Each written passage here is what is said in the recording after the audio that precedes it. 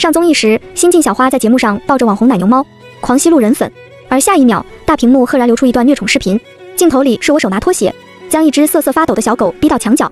节目一播，我引来全网攻击，代言全部终止合作。与此同时，新晋小花踩着我抬咖啡声，而他们不知道的是，这是小花晒过的第7只奶牛猫。01，从上个案件回来后，我还没来得及休息，就被白玉拉进了新剧组。虽然从前合作过，我在娱乐圈也出道多年，但依然需要试镜。新剧集与从前的暴雨未停不同，是一个与国际团队合作的迷你剧，一共6集。剧本非常有意思，讲的是一个民国时期的女侦探屡破奇案，在动荡而混乱的时代中寻找真相和正义的故事。女侦探原本是大家闺秀，碍于时局出国留学，回来时却已家破人亡，只剩下一只还未死去的幼兔，因而她时常抱在怀中，成为这个角色的标志之一。从保姆车下来，刚走到试镜间的走廊拐角处，就听到一阵议论：“你是女主啊？不是说这个角色已经内定给江决下了？你傻呀！如果已经内定了，还试镜女主干什么？”“对呀。”一个笑盈盈的声音响起。我觉得决夏姐不是那样的人，大家都是公平竞争的。我摆出营业笑容走了进去。最后一个说话的是新晋小花魏瑶，她去年出道，如今也才19岁，穿一身桃粉色的旗袍，怀里抱着一只小兔子。而让我注意到的是她那双灵动的眼睛，很圆，与我极其相似。网上已经有人叫她小江决夏，甚至称之为我的代餐。凑近了看，倒是能察觉出一些不自然，大约是以我的样子为模板微调过。决夏姐好，我也一一笑着与大家打过招呼。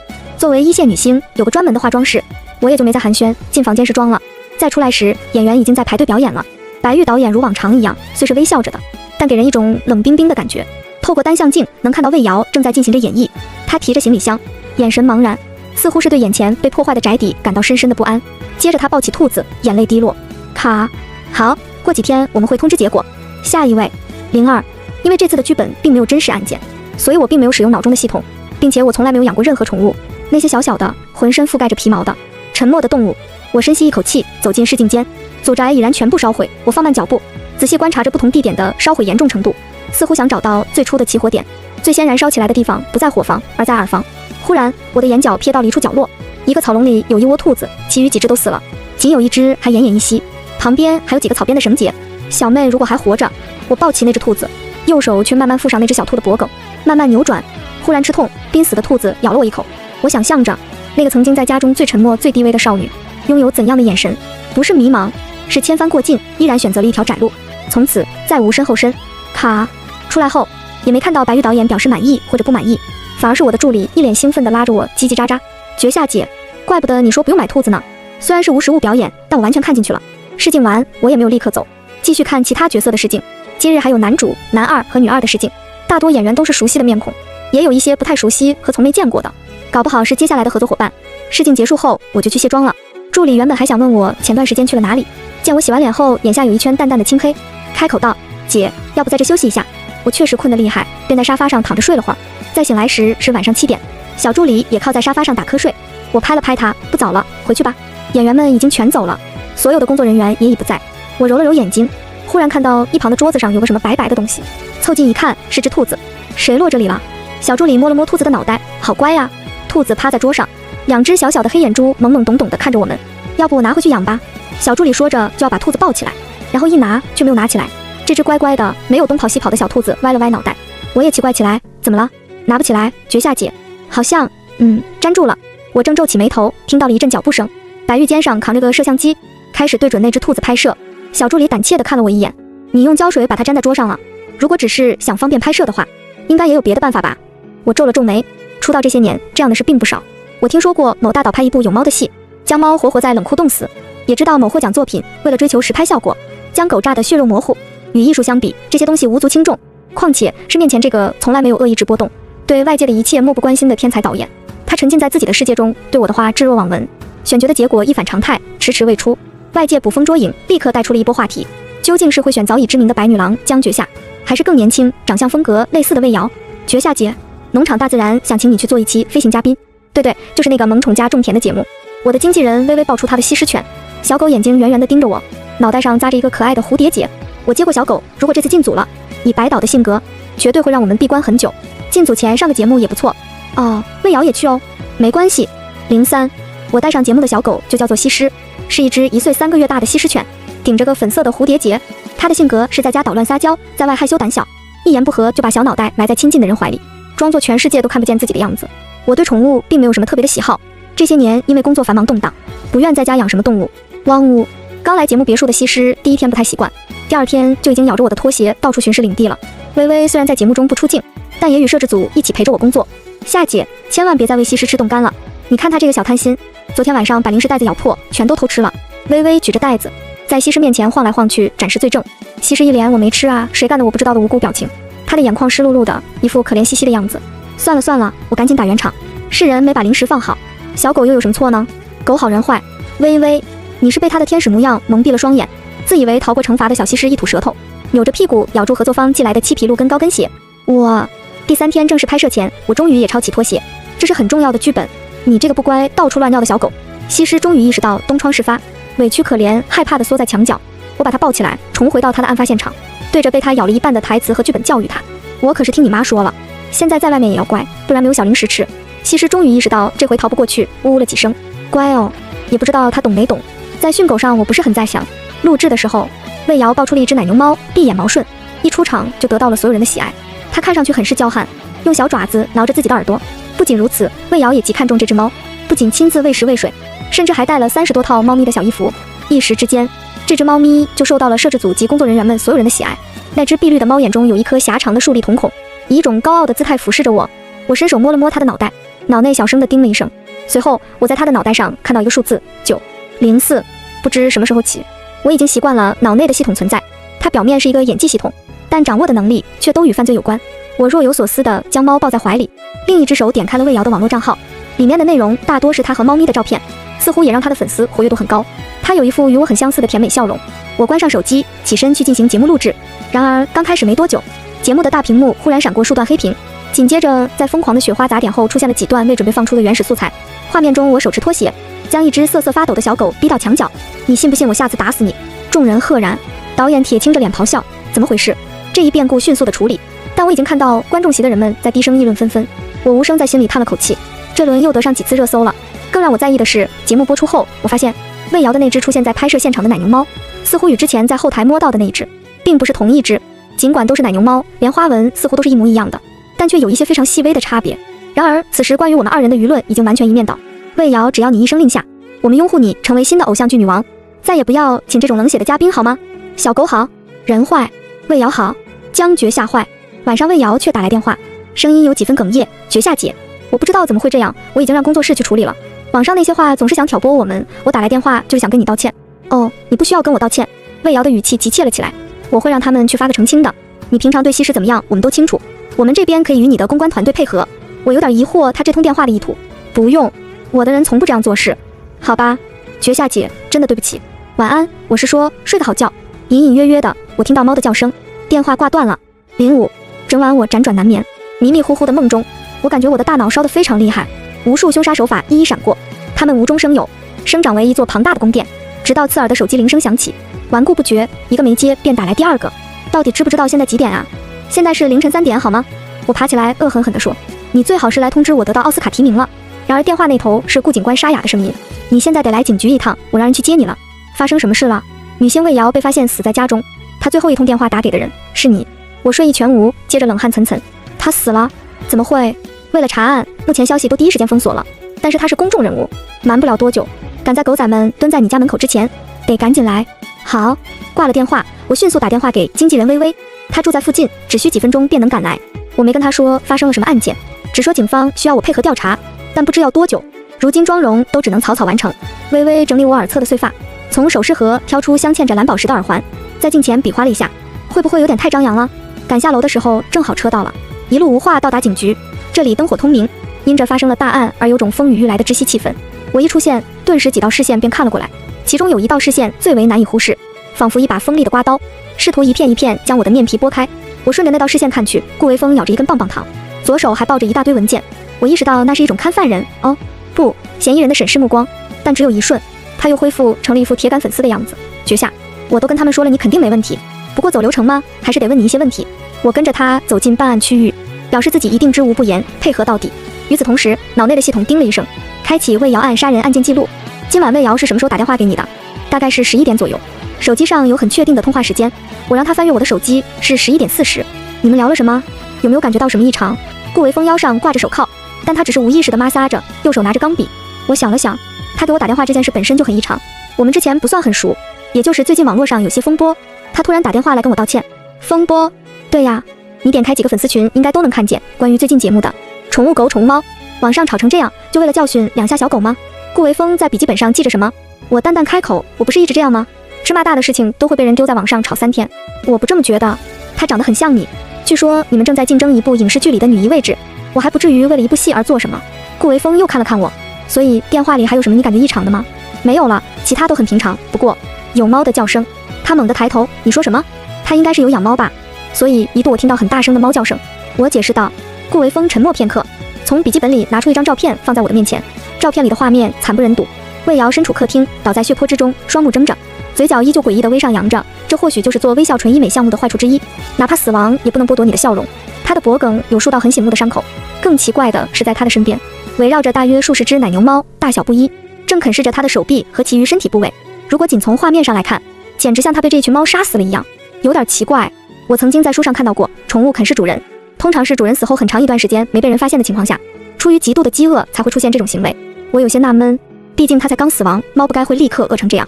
顾维峰又拿出一张照片，那是一间很暗的房间，最显眼的是当中摆着一个供台，其中却无神像，燃烧着的3根烛火像是在照片上烫出了3个洞一样，在所有的墙壁上都挂着我的海报，地上则摆着数个小罐子。我们正在检测罐子里的东西，初步判断是猫骨。06，我灌了一晚上的咖啡，在天光大亮时终于被放出了警局。我有个不情之请，如果违规你就当我没说吧，我能不能去现场看一下？顾维峰摇头，不行，违反程序。他瞥了眼门外，拍了拍我的肩膀，如果你想到什么或者有线索的话，第一时间联系我。梧桐树下停着一辆迈巴赫，然而比粗心的栖身更显眼的是在长椅上画画的男人。白玉戴着一顶鸭舌帽，鼻梁上架着一副框架眼镜，正在分镜本上用钢笔草草几笔勾勒出一个人影轮廓。你为什么3天2头都在警局？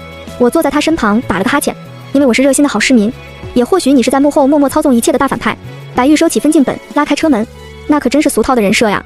现实是魏瑶死了，我成了白玉导演新戏的女主角。这次进组前我是严阵以待，想要在履历上再添一个金光闪烁分量十足的代表作。为此我认为就算被称为恶魔、控制狂、片场暴君的白玉导演如何打磨都是值得的。况且我与他合作过一次，要求在高总能熬到他满意的那一景。一开始的拍摄很顺利，我扮演女主的少女时代，那是一段好时光，还未国破家亡。四方的院子中，小妹与女佣踢着毽子的笑闹声如同银铃一般清脆。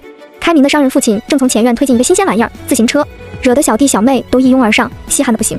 我在窗后的书桌前摇头失笑，握着毛笔在卷纸上抄写着英格力士，这些词与中文的差异很大，歪歪扭扭，像蛇似的。阿姐，别用功了，出来骑车吧。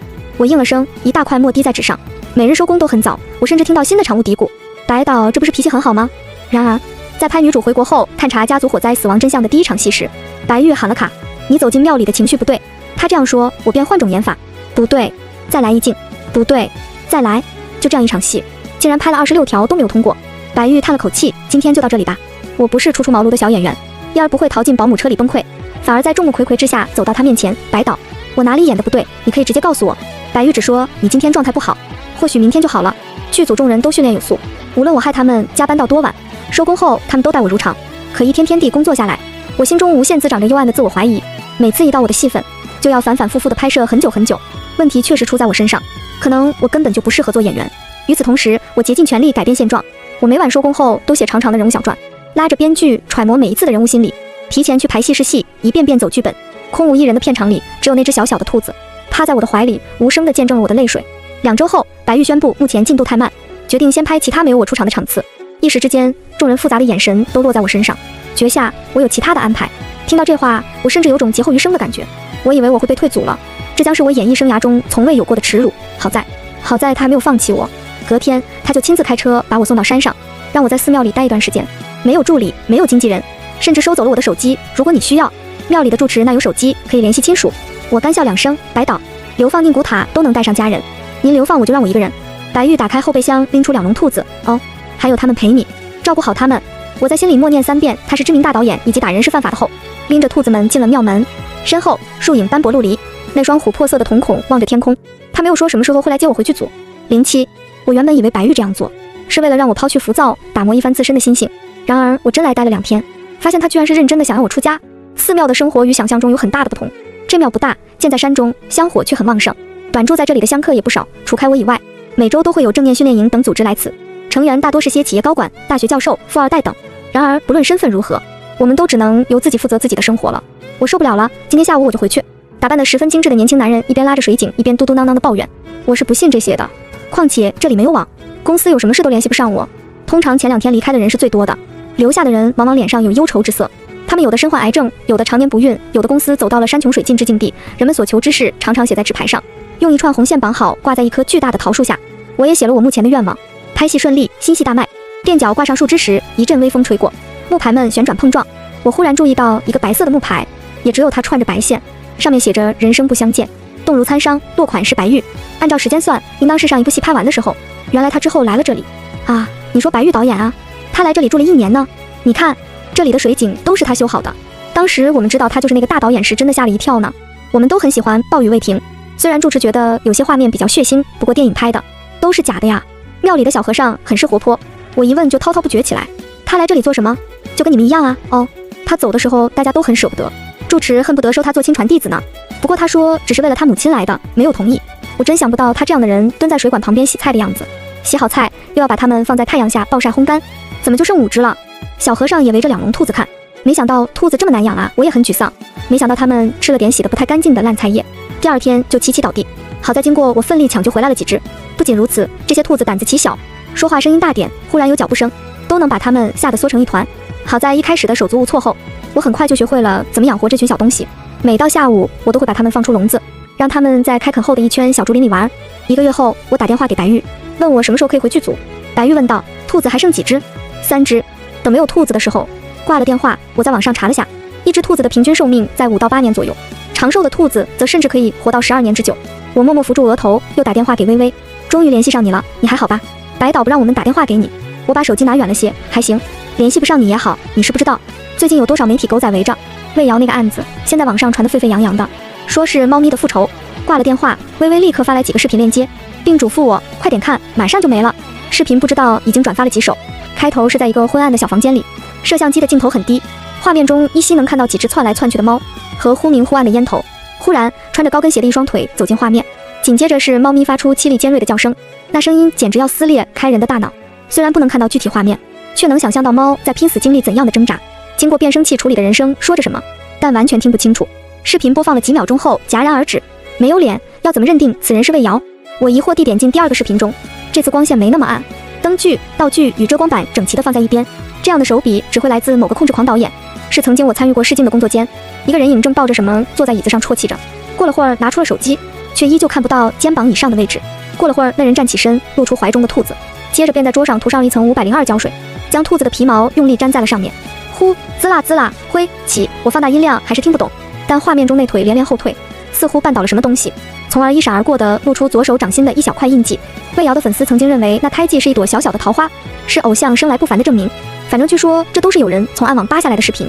魏瑶现在说句难听的，他要是没死，不一定比死了好过多少。微微心有余悸似的说，想到他用着你的脸做出这些事情，我就感觉挺恐怖的。我回复了些工作消息，将手机还给了住持。住持是个年逾古稀的老者，连眉毛都已白了。他身体还算康健，为人和善，并不摆什么架子。庙里的小和尚很是崇敬他。我师父是有大慈悲之人，连下雨他都担心会打得他那兰花痛呢。谢谢住持。他望着我一愣，转身去刺弄那些花花草草去了。沿着台阶望去，那蝴蝶兰花瓣呈金黄色，花蕊粉白，是极稀少罕见的名种。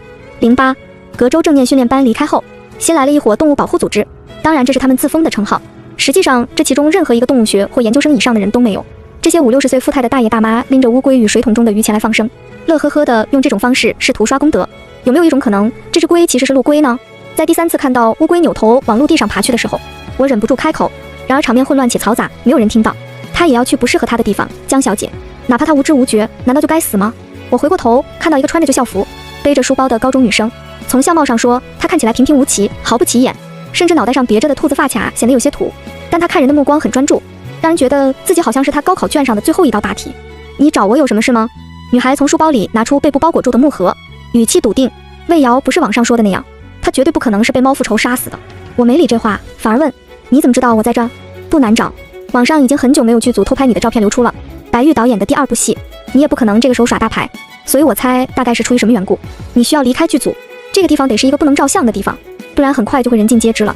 我在手机地图上搜了周围20公里的所有地方，这附近显然没有赌场，那就只有寺庙了。感谢你们剧组选了这么一个小城，不然够呛找。我目瞪口呆，我不是警察，你找我也没用。女孩点点头，用那种三好学生领了奖状的语气说：我知道。她自顾自的讲魏瑶是她的姐姐，木盒里装着一些往来的信件和汇款单。魏瑶姐姐出道前就资助了我，从我小学一直捐赠到高中，每个月我们都会写信给对方谈谈近况。她虽然不像你那么火，但一直非常崇拜你。她并不是有意学你，明星做公益某种程度上来说是一种公关手段。我并不吃惊地翻看着木盒里的纸片，但这上面的汇款单确实很早了，那时他还不是明星。信件最后的日期到他的死前2个月。我后来才知道他家里也没什么钱，可是他很爱看你原来拍的那一部《玫瑰园的吻》，里面的女主角贫穷但善良，心怀梦想。他会把打工一半的钱寄给我，去小剧场当地下偶像，因为他就是一个很爱做梦的人。女主角不都这样吗？他执拗地看着我，女主角是不会踩死猫的。我想或许把这些线索交给顾警官。忽然远处小和尚急急忙忙地跑来，满头大汗，施主，江施主。他看到有旁人在，又闭紧嘴巴，把我拉到一旁，这才低声说：养的兔子全死了。09，竹林旁躺着兔子们的尸体，仿佛只是在沉睡。比起人命案子，几只兔子显然没有引起任何大惊小怪，只有几声阿弥陀佛。住持亲自挖坑，要将兔子们埋在竹林之中，但他到底是上了年纪，挖2下土就得歇息一会儿。远处传来大爷们聊天的声音，正在谈起这座庙的传奇。很多明星来过这里吗？那可不，你知道那个港星楚木吧？90年代的时候红遍大江南北啊，出道前名不见经传的，在这里白白就成了大明星，许多大商人也是在此发家的。看看这里供奉的灯啊，其间也有小小的质疑声。可是楚木后来不是死了吗？兔子的身上盖了几层泥土，住持垂着腰站起身。江小姐，你大概是要回去了。为什么？我忍不住皱了皱眉。楚辉老师也来过这里吗？作为本人青春期的偶像，他曾经红极一时，风靡整个亚洲。可45岁时就英年早逝，吞金而亡。三流小报有的说他是抑郁症，有的说他得罪了当地黑帮，也有人说他放纵过头，吸得太嗨。我不清楚，况且这世上每个人都要离去的，他又有什么不同呢？庙里安排我明日立刻下山。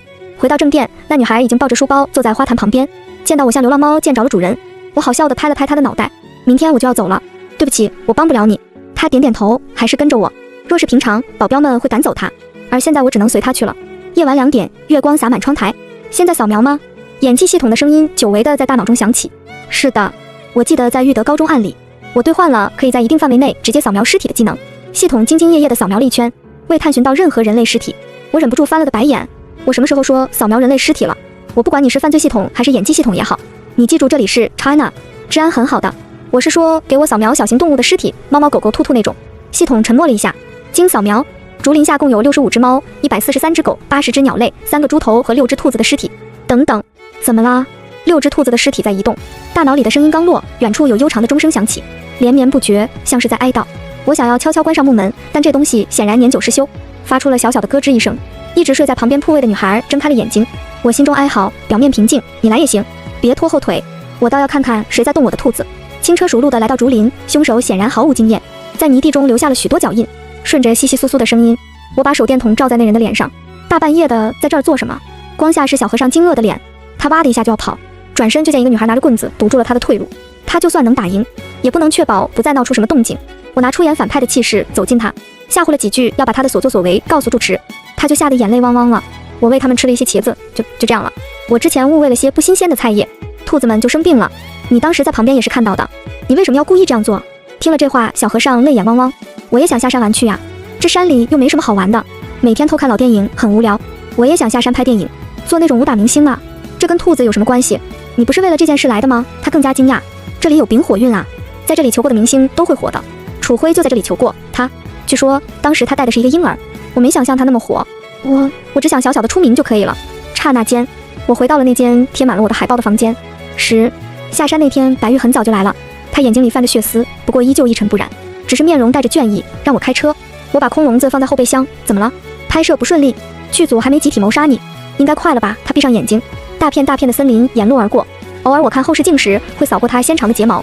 我的内心冒出一个恶劣的想法，如果我一直踩住油门，这个折磨人的家伙就会消失在世界上。然而他无知无觉，睡得像个死人。到达前我忍不住问，你觉得我是好演员吗？好演员的眼神里该有些重量。白玉睁开眼睛，淡淡道，你一出道就万众瞩目，不理解那种从未被人看见过的人的心情。我叹了口气，好吧，白导，你偶尔也要演演正常人，不然我总感觉在跟一个导演机器讲话。他想了想，露出笑容，与他过去在颁奖典礼上的样子分毫不差。这样吗？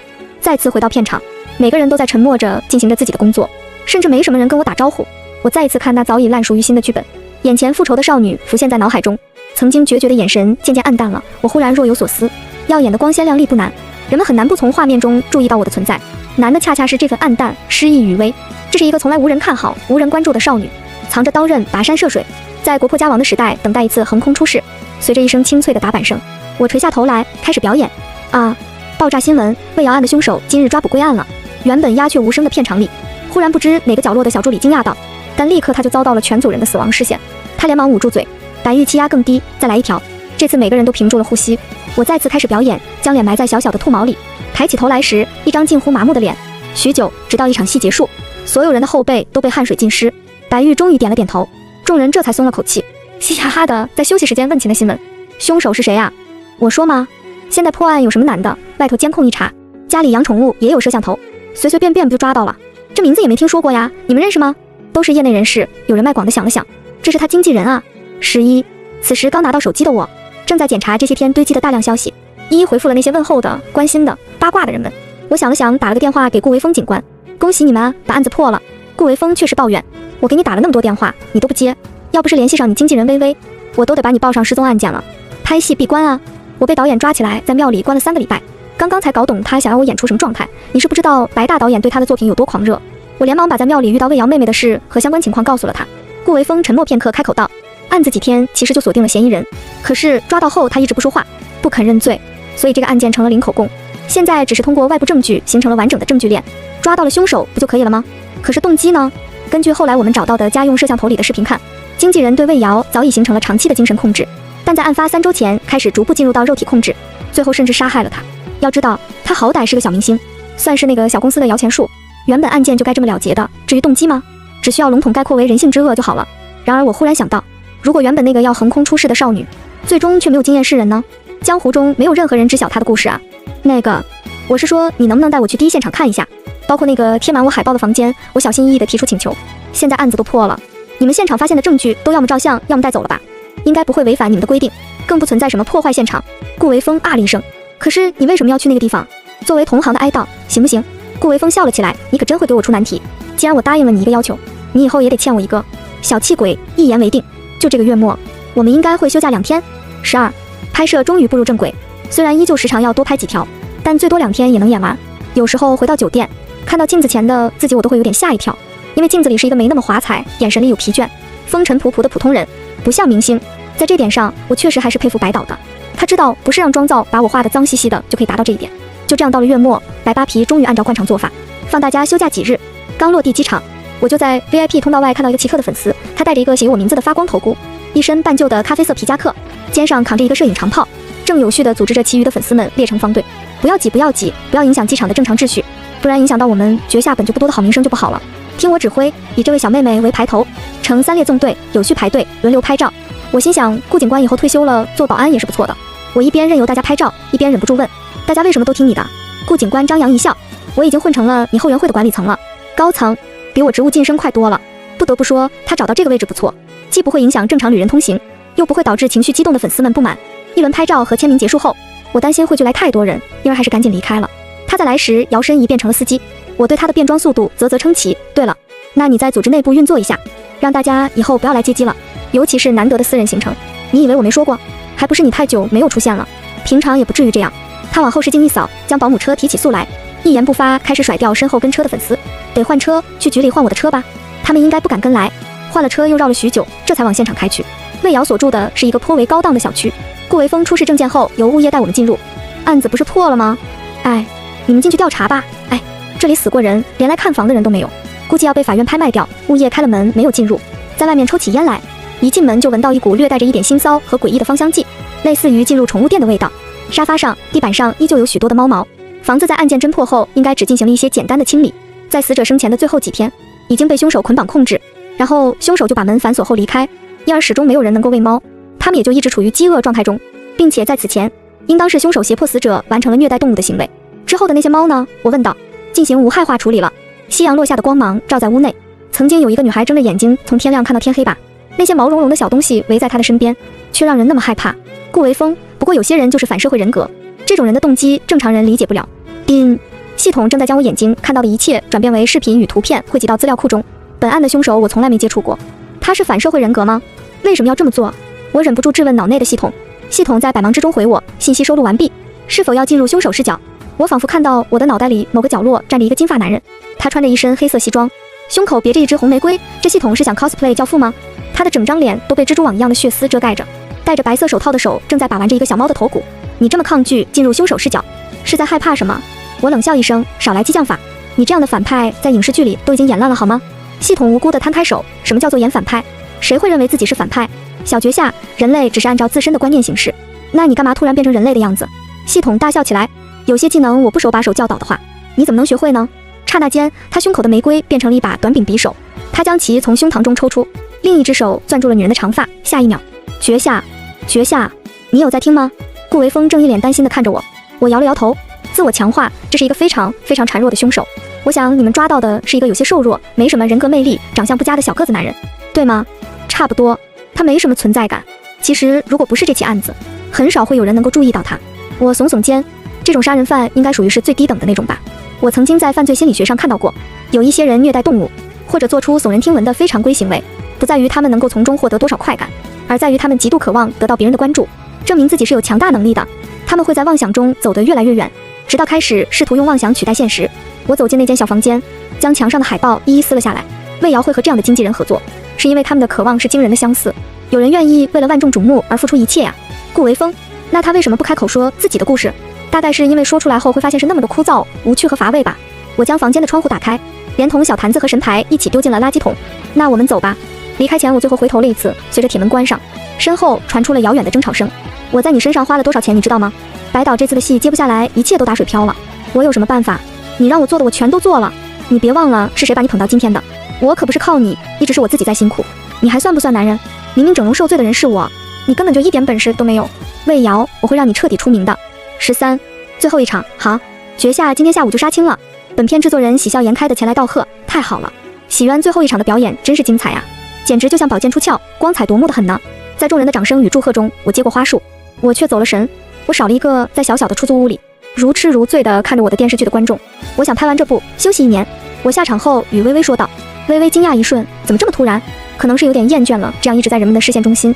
我挠了挠头，而且我一直没有经过科班训练，早几年忙得完全停不下来。我想或许是时候进修一下了。好，我去安排。微微没有再劝我，她怀里的西施犬可爱地歪了歪脑袋，无知无觉地吐着舌头。在她眼中，这个世界从来如此清澈简单。